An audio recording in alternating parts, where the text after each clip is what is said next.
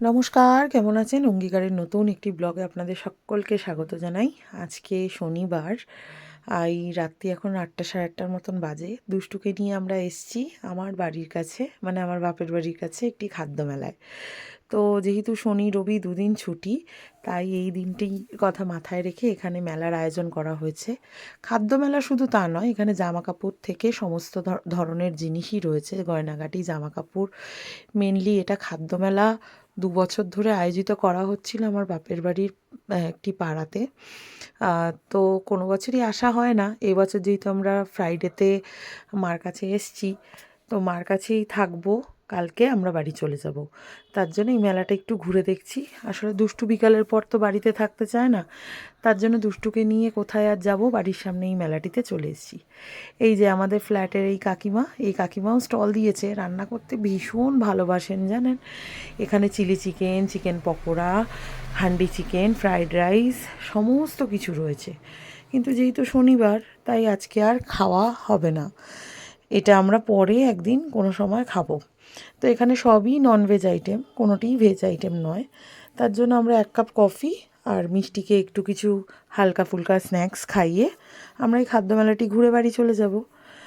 এখানে দেখুন, পিঠে পুলি বিভিন্ন ধরনের খাবার, সবাই এই স্টলটিতেই বেশি ভিড় করেছে। আর যারা রান্না করতে ভালোবাসেন, আর তারা তো এই স্টল দিয়েছেনই।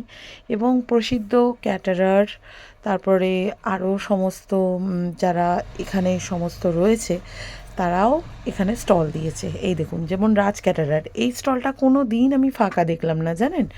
সব সময় এখানে ভিড় লেগে রয়েছে এবং এখানে নতুন নতুন আইটেম প্রত্যেক বছরই করে।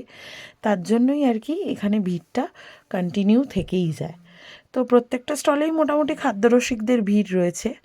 যেহেতু আমি খুব একটা খেতে ভালো লাগে না বা খুব একটা ভালো খাই না, ফ্রুট ব্লগার হলেই মনে হয় খুব ভালো হতো। তার জন্য আর কোনো কিছু খেয়ে উঠতে পারিনি। তো আপনাদের সামনে দুষ্টু খুব দুষ্টামি করছিল মাঝখানে, মাঠে ছেড়ে দেওয়াতে সবার কাছে দৌড়াচ্ছে আর সব স্টলে গিয়ে চাই চাই করছে। কিছুই বোঝে না ও, এবং ও হয়তো কিছুই খায় না, কিন্তু ওইটাই ওর কাছে আনন্দ। তাই দুষ্টুকে নিয়ে এই সিজনের প্রথম খাদ্য মেলায় এই বছরের আপনাদের সঙ্গে সেটা শেয়ার করলাম। এই ছোট ছোট আনন্দগুলোকেই আপনাদের সঙ্গে ভাগ করে নিতে পেরে আমাদের খুব ভালো লাগছে। আপনারা কমেন্ট করে অবশ্যই জানাবেন আপনাদের মিনি ব্লগটা কেমন লাগলো। ভালো লাগলে একটা লাইক, শেয়ার, সাবস্ক্রাইব করে দেবেন।